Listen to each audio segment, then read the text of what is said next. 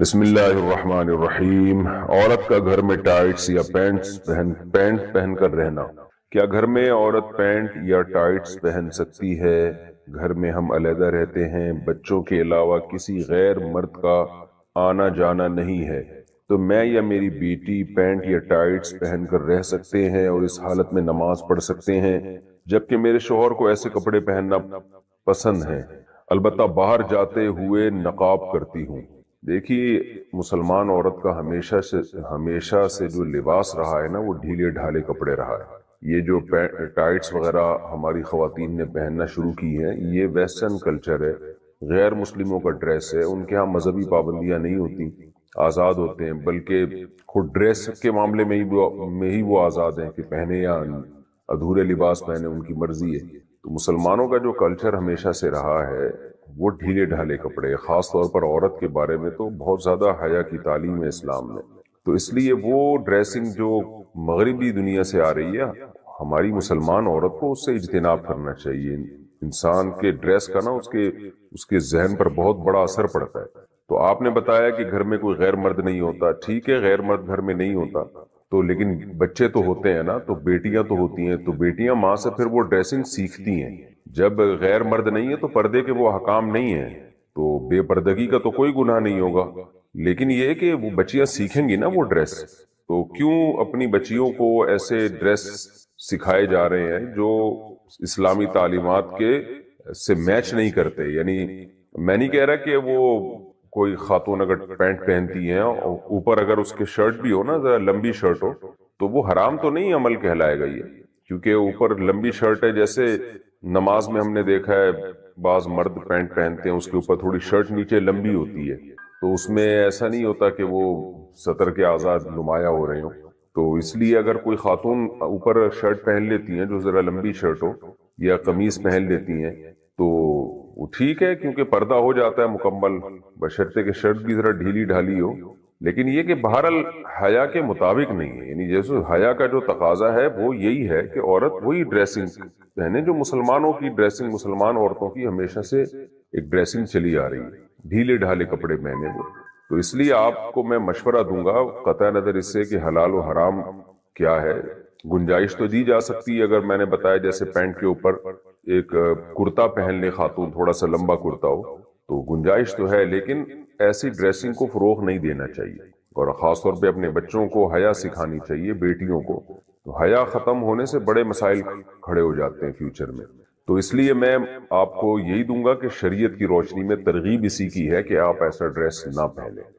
رہا مسئلہ یہ کہ شوہر کو ایسی ڈریسنگ پسند ہے، تو ٹھیک ہے، شوہر میاں بیوی کا جو پرسنل معاملات ہوتے ہیں تو وہ بند کمرے میں ہی ہونے چاہیے۔ بچوں کے سامنے ایسا ڈریس پہننا وہ بہرحال مناسب نہیں ہے۔ اگر بچے بھی گھر میں نہ ہوتے، آپ بالکل اکیلی ہوتی ہیں، میاں ہوتے، تو پھر تو ظاہر ہے میاں بیوی کا تو کوئی پردہ ہی اللہ نے نہیں رکھا، تو وہ تو جو مرضی لباس پہنے ان کی مرضی ہے۔ لیکن یہ کہ اس طرح جب بچے گھر میں موجود ہیں، بیٹیاں گھر میں موجود ہیں، تو پھر ایسے لباس سے احتراز کرنے چاہیے جو حیا کے خلاف ہو، یہ حیا کے خلاف تو نہ ہو لیکن حیا کے معیار پر پورا نہ اترتا ہو۔ تو اس طرح کے لباس سے عورت کو، مسلمان عورت کو اوائڈ کرنا چاہیے، پرہیز کرنا چاہیے۔ بچپن کا رشتہ پسند نہ ہو تو کیا ہم منع کر سکتے ہیں؟ میں ایک گاؤں میں پیدا ہوا تھا، بڑی نوازش آپ کی جناب، جہاں میری امی نے میرا رشتہ ماموں کی بیٹی کے ساتھ مل کر دیا۔ میں اس سے شادی نہیں کرنا چاہتا کیونکہ وہ دیندار بھی نہیں ہے۔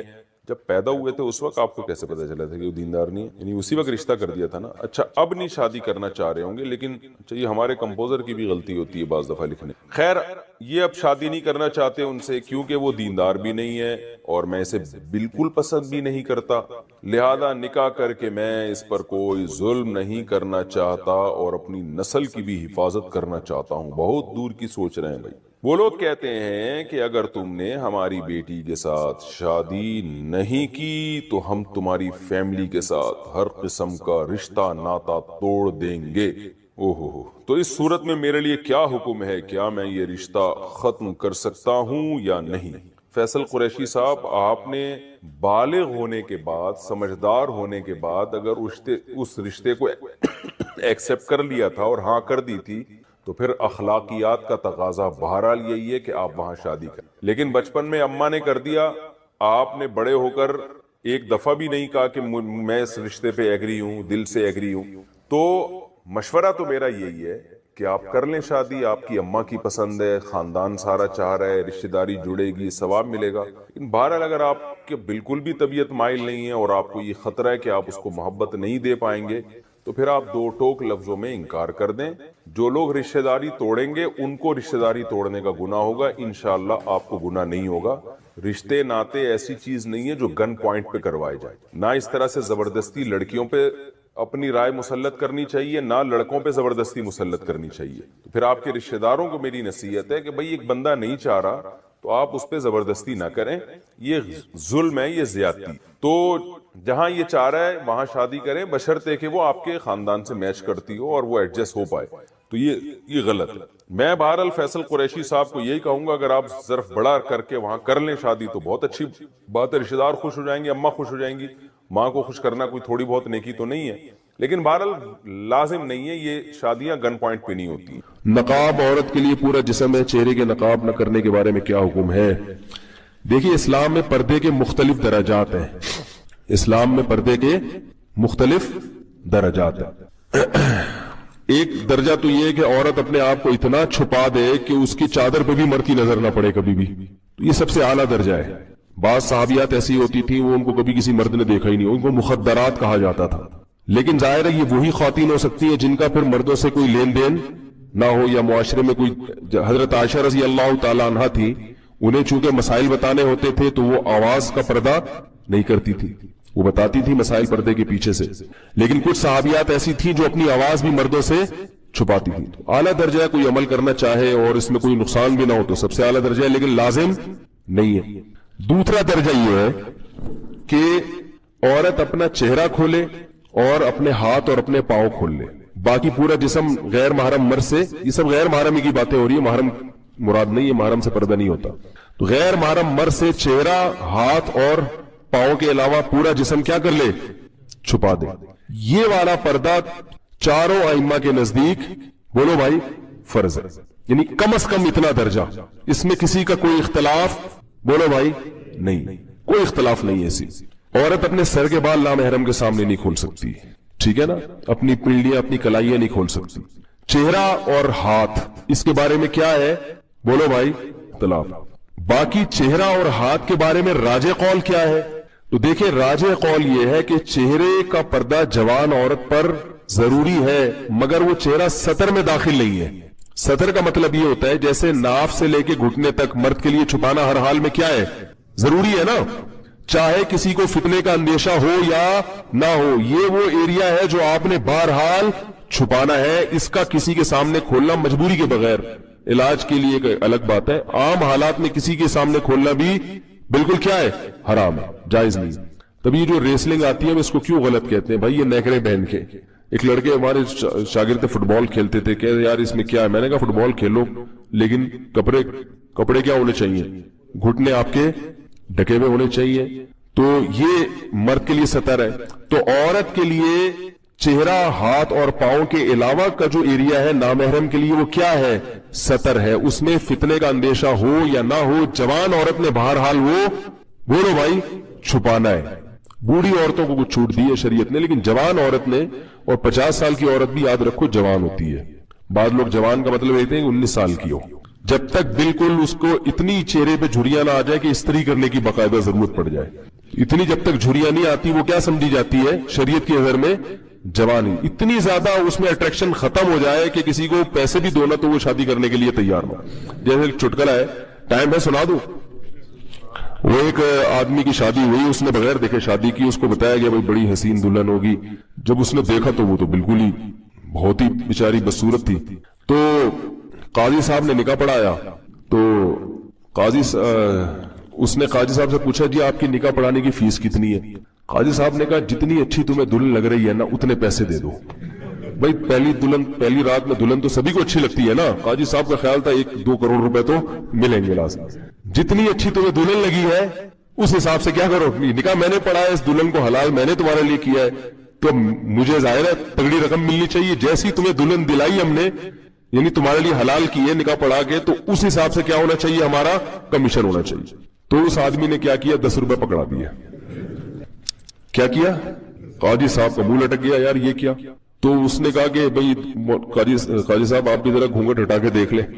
قاضی صاحب نے جب گھونگھٹ اٹھا کے دیکھا, 5 روپے واپس کر دیے. بولے 10 روپے بھی آپ کیا کر رہے ہو, زیادہ تو اگر کوئی ایسا حساب کتاب ہے, اتنی بیچاری بوڑھی ہو گئی ہے, تو پھر تو پردوں کے معاملے میں شریعت نے اس کو آسانی دی ہے. لیکن جب تک جوان عورت ہے تو یہ چہرہ, ہاتھ اور پاؤں کے علاوہ باقی جو پورا جسم ہے وہ نامحرم کے سامنے کیا ہے, ستر ہے. اس میں یہ نہیں ہے کہ فتنے کا اندیشہ ہے یا نہیں, وہ بہرحال نامحرم سے ہر صورت میں چھپانا ہے. اور نماز بھی اس کے بغیر نہیں ہوگی. نماز میں اگر سر کے بال کھل جائیں, پنڈلیاں کھل جائیں تو نماز نہیں ہوتی. تو نماز میں بھی جیسے مرد اگر ستر کھلا ہوا ہو مرد کا نماز میں, قمیض کے بغیر آپ کی نماز ہو جائے گی. لیکن اگر ستر کا ایریا آپ کا کھلا ہوا ہے تو نماز آپ کی نہیں ہوگی. تو نماز سے خواتین سمجھے, جتنا ایریا نماز میں چھپانا فرض ہے اتنا نامحرم کے سامنے چھپانا بھی فرض ہے, ستر ہونے کی وجہ سے. باقی چہرہ, ہاتھ اور پاؤں, اس کا ستر سے تعلق نہیں ہے, اس کا تعلق ہے حجاب سے. حجاب کہتے ہیں پردے کو, یعنی اس کو اس لیے نہیں چھپانے کا حکم کہ یہ ستر ہے. اگر اس لیے حکم ہوتا تو نماز چہرہ کھول کے عورت کی نہ ہوتی. سمجھ رہے؟ تو اب دو لوگ کیا کرتے ہیں, جن کو اس چیزوں کا علم نہیں ہوتا, دونوں چیزوں کو کیا کر دیتے ہیں, گڑبڑ کر دیتے ہیں. اس لیے پریشان ہوتے ہیں کہ یار ایک طرف چہرہ کھولنے کی اجازت ہے, دوسری طرف کیا ہے, چہرے کا پردہ ہے, تو یہ کیا ہے. تو چہرے کا جو چھپانے کا حکم دیا گیا ہے. اچھا یہ بھی یاد رکھیں, امام شافعی, امام احمد ابن حنبل کی ہاں چہرہ بھی ستر میں داخل ہے, یعنی وہ بھی عورت کے لیے چھپانا بہرحال کیا ہے, ہر صورت میں فرض ہے. لیکن بر صغیر میں فقہ حنفی کو فالو کیا جاتا ہے, اس لیے میں فقہ حنفی کے مطابق بتا رہا ہوں. دلائل دونوں کے پاس ہے قرآن و حدیث کی روشنی میں. تو فقہ حنفی میں امام ابو حنیفہ کی رائے کے مطابق جو عورت کا چہرہ جو ہے وہ ستر میں داخل نہیں ہے. تو وہ اس لیے فقہاء حنفیہ نے کتابوں میں یہ لکھا ہوا ہے کہ عورت پر چہرے کا چھپانا فرض نہیں ہے نامحرم سے. فرض نہ ہونے کا مطلب کیا کہ وہ ستر میں داخل نہیں ہے. بعد کے علماء نے فتویٰ اسی پر دیا کہ اس کا تعلق کس سے ہے, حجاب سے. تو جہاں فتنے کا اندیشہ ہوگا وہاں عورت کو چہرہ چھپانے کا حکم دیا جائے گا. جہاں فتنے کا اندیشہ نہیں ہے یا کوئی ضرورت ہے وہاں چہرہ چھپانے کا حکم نہیں دیا جائے گا. تو یہ بات پوری دنیا جانتی ہے کہ جوان عورت کا چہرہ کھولنے میں یقیناً فتنے کا اندیشہ, کوئی اگر کہتے ہیں کہ نہیں چہرے میں فتنہ نہیں ہے, تو ایسا نہیں ہوتا. ایسا کریں گے تو کوئی بھی نہیں آئے گا, کیونکہ چہرہ ہی سب سے زیادہ اٹریکشن کا. بھئی آپ جب کسی کو دیکھتے ہیں, کسی لڑکی کو غلط نیت سے دیکھتے ہیں, تو اس کے سب سے پہلے چہرے پہ نظر ڈالتے ہیں. چہرے میں اٹریکشن ہوگی تو بدنظری ہوگی, چہرہ سمجھ میں نہیں آئے گا تو پھر کیا ہوگا, پھر بدنظری کے خلاف بیان کی ضرورت, بولو بھائی, پھر یہی ہوگا کہ بھئی 10 روپے نہیں ہے تو 5 روپے. پھر آپ یہ بولو گے لا حول ولا قوت الا باللہ, بدنظری بہت بڑا گناہ ہے اسلام میں, بالکل جرم ہے, اسلام میں حرام ہے. صحیح ہے نا؟ تو اس لیے علماء کا یہ, چاہے وہ فقہ حنفی سے ہی تعلق رکھنے والے علماء ہو, متاخرین علماء نے علی الاطلاق سب نے یہ فتویٰ دیا ہے کہ جوان عورت کو چہرہ چھپانے کا بہرحال حکم دیا جائے گا. اگر وہ نامحرم کے سامنے چہرہ کھولے گی تو گناہگار ہوگی. البتہ اتنی بات ہے کہ ایک بات میں کہتا ہوں کہ چلو فقہاء کا بھی اختلاف ہے اور اس میں تھوڑی دوسری رائے بھی ہے, تو اصل تو یہی ہے کہ چہرہ چھپائے. لیکن میں کہتا ہوں جو خواتین بالکل ہی آؤٹ آف کنٹرول ہیں, بہت ہی بالکل آزاد ہیں, some thing is better than nothing. چلو اتنا کر لیں کہ چہرہ کھول لیں, ہاتھ پاؤں کھول لیں, باقی جسم ڈھانک لیں. کیونکہ اگر ان خواتین کو آپ ایک دم طالبان بنانے کی کوشش کریں گے, ابھی میں اپنی اہلیہ کے ساتھ آیا ہوں نا ایبٹ, تو میری وائف تو پردہ کرتی ہے, ہاتھوں میں گلوز ہے, پورا جسم ڈھکا ہوا, اور ایئرپورٹ پہ میری وائف مجھے کہہ رہی تھی مجھے ایسا لگ رہا ہے میں طالبان ہوں. کیونکہ ایئرپورٹ کا جو ماحول ہوتا ہے, آپ کو پتا ہے کراچی لاہور کے ایئرپورٹ کا, وہ سب ایسے آزاد عورتیں گھوم رہی ہے, کوئی جینس کی پینٹ پہن کے, کوئی جرسیاں پہن کے, بال کھلے ہوئے. تو میری اہلیہ مجھے کہنے لگی کہ مجھے ان خواتین کے بیچ میں ایسا لگ رہا ہے میں کیا ہوں. تو یہ ان کو ڈر لگ رہا تھا کوئی بم کا کیس نہ بن جائے. تو میں نے تسلی دی, میں نے کہا اسی ماحول میں پردے کا کیا ملے گا, گھر میں تو سب پردہ کر لیتے ہیں, اس ماحول میں ہی ثواب ملے گا. میں نے کہا اس پردے سے تبلیغ بھی ہو رہی ہے ان خواتین کو, بھائی یہ بھی ایک اسٹائل ہے زندگی گزارنے کا. تو لیکن ظاہر ہے ہر آدمی اس لیول کا نہیں ہوتا, اور ہر خاتون کو آپ اس کا مکلف بھی نہیں بنا سکتے. ایک ایکٹر ہے, ایک اداکارہ ہے, ایک فنکارہ ہے, وہ بیچاری تو نہیں کہنا چاہیے, ناچتی رہی ہے ساری زندگی لوگوں کے سامنے, اب آپ اس کو گلوز پہنا کے کالے موزے پہنا کے شٹل کاک پہنا دو آپ اس کو, یا کالا برقع پہنا دو, اس کے لیے اس کو ذہنی طور پر قبول کرنا. تو ایسی خواتین کو ہم کہتے ہیں کہ بھائی some thing is better than nothing. جو بالکل حرام ہے کم از کم اس کو تو چھوڑ دے, پھر اللہ توفیق دے گا انشاءاللہ اس پر بھی آ جائیں گے. تو کم از کم اتنا بھی کر لیا جائے تو کیا ہے, غنیمت ہے. باقی اعلیٰ درجہ تو وہی ہے کہ چہرہ بھی چھپایا جائے. باغی بن کے شادی کرو, باغی بن کے نکاح کرو, کر کے بتاؤ سوسائٹی کی ایسی کی تیسی. اگر سورس آف انکم نہیں ہے تو اس نیت سے کمانا شروع کرو کہ شادی کروں گا, اللہ مدد کرے گا. اور کسی چیز میں آر محسوس نہ کرو. ٹماٹر کی ریڑھی لگانی ہو ریڑھی لگا لو, اللہ دیکھنا کیسی برکت دے گا. آپ کا ایک وقت پہ ٹماٹروں کا بزنس ہوگا, سمجھ رہے ہو. اور رکشا چلانا ہے رکشا چلاؤ, نکاح کو فوکس کرو. نکاح کرنے والوں کے ساتھ اللہ نے مدد کا وعدہ کیے. میں نے سرسری طور پہ خط پڑھ لیا, لیکن میں یہ پڑھنے کے قابل نہیں ہے جو انہوں نے حالات لکھے ہیں نا, سنانے کے قابل نہیں ہے لوگوں. تو اس لیے آپ نکاح کو فوکس کرو, اللہ کی مدد انشاءاللہ آپ کے ساتھ ہوگی. ماں باپ سے پوچھ کے جو شادی کرتا ہے بہت بڑا بے وقوف ہے, اس کو بے وقوفی کا ایوارڈ ملنا چاہیے. میں آپ کے سامنے ماں باپ کے کتنے حقوق بیان کرتا ہوں کہ نہیں کرتا. مجھے نہیں یاد پڑتا کبھی مجھے والدین کا تذکرہ اور میں نے اپنے رونے کو ضبط نہ کیا ہو. یہ رشتہ ایسا ہے نا ماں باپ کا, انسان نہیں آنکھوں پہ ضبط کر سکتا. شادی میں نے اپنے ابا اماں کو بھی لفلی کرائی, سمجھ رہے ہو. جب ہم نے شادی کی ہماری اماں تھوڑی خوش تھی دوسری شادی پہ کہ بیٹا ماشاءاللہ ماشاءاللہ. کون خوش ہوتا ہے, رشتہ ہی نہیں مل رہا تھا. جہاں جاتے لڑکی والے کہتے اماں کو تو لے کر آؤ, ہم کہتے اماں ہی تو سب سے بڑی رکاوٹ ہے. تو ہم نے اپنی اماں کے ٹوٹی پھوٹی کوشش کی قدموں میں جنت تلاش کریں. ہم نے میں نہیں کہہ رہا ہم نے بہت کوئی خدمت کی ہے, تو ٹوٹی پھوٹی کوشش کی کہ ہم اماں ہم سے راضی ہی جائیں. الحمدللہ راضی ہی گئی ہیں دنیا سے, لیکن بھائی اللہ پہلے ہے. تو اللہ میاں نے کہا ہے کہ جو ہے نا یہ ماں باپ تمہیں آخرت میں عذاب سے نہیں بچا. نکاح ہم اللہ کا حکم سمجھ کے کرتے ہیں, امی کے کہنے پہ بولو نہیں کرتے, کلچر کے کہنے پہ تھوڑی کرتے ہیں. تو شادی ایسی میں نے کر لی. اماں بہت غصے ہوتی تھی, میں اماں کے پاؤں پکڑنے جاتا تھا, رشتہ ہی نہیں دے رہا تھا نا کوئی. مسئلہ یہ تھا کریں کیسے, خالی نظریے لے کے گھوم رہا تھا میں. لوگ سن کے کان پک گئے تھے, یار مفتی صاحب دوسری شادی ہر وقت تو کر لو نا. ابے میں نے کہا وہ رشتہ ہی نہیں دے رہا تو کہاں سے کریں. کیوں نہیں دے رہا بھائی, کہیں طلاق یافتہ بیوہ کہیں بات چلاؤ, بولتے اپنی اماں کو تو بھیجو. اماں جانے کے لیے ایگری نہیں ہے, اب بیوی کو تھوڑی لے کے جائیں گے دوسری شادی کے لیے, وہ تو ویسے ہی ایگری نہیں ہوتی. لے کے کس کو جائیں, کوئی جا ہی نہیں رہا. تو بہرحال پھر میرے بڑے بھائی کو ہم نے غیرت ویرت دلائی تھوڑی سی. بڑے بھائی کو نا, ان کو اس وقت تو تھوڑی سی غیرت آئی. جب شادی کے بعد مسائل آئے ہیں نا, تو وہی انہوں نے بھی میرے اوپر نزلہ گرایا, یار اس نے مروایا, مجھے بھی اس نے مروا دیا. ان کو نہیں پتا تھا اتنا سخت ری ایکشن ہوگا کہ میں بھی پھنسوں گا اس میں. تو اور میرے دو بھائی آخر میں ایگری ہو گئے تھے, چلو ٹھیک ہے کر لے یار. ایک بھائی نے بات کی جو میری اہلی ہے نا ان کے والدین سے, ہاں چلے ٹھیک ہے اب کرے گا. تو یہ ان کو یہ ڈر تھا کہ یار اگر میں انوالو نہیں ہوں تو پتہ نہیں کہاں کر لے جا کے, یہ کوئی آڑا ترشا کوئی خاندان میں کوئی ایسی چیز نہ ہو. وہ راضی نہیں تھے وہ بھی, لیکن وہ اس لیے ہو گئے کہ یار یہ ڈھیٹ آدمی ہے, یہ کر کے چھوڑے گا. تو اب اگر ہم انوالو نہیں ہوئے تو پتہ نہیں کوئی اٹھا کے آڑے ترشا ہمارے خاندان میں بدنما کوئی دھبا نہ لگ جائے, کوئی منہ دکھانے کے قابل نہ رہے خاندان. تو ابھی کم از کم کسی اچھی جگہ پیغام بھیجا ہوا ہے اس نے خاندانی لوگوں میں.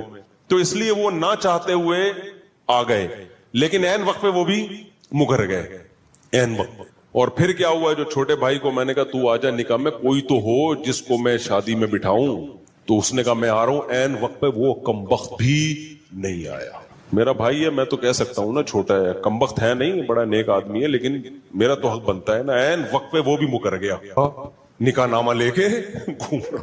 لڑکی والے کہہ رہے ہیں کسی کو تو لے کر آؤ بھائی, ہم لوگ خاندانی لوگ ہیں, ایسے تھوڑی ہوتا ہے. الحمدللہ بڑے میرے سسرال بہت اچھے لوگ ہیں وہ, بھائی کسی کو تو لے کر آؤ بیٹا, ہم نے ایسے کبھی نہیں, ایسے رخصتی ایسے نہیں ہوتی. تو میں کیا کس کو لے کر آؤں. 2-4 دوست میں نے ادھار پکڑے, کہیں سے ادھار پکڑے. ہر شخص ڈر رہا تھا کہ یار ہم بھی پٹیں گے بیٹا تیرے ساتھ.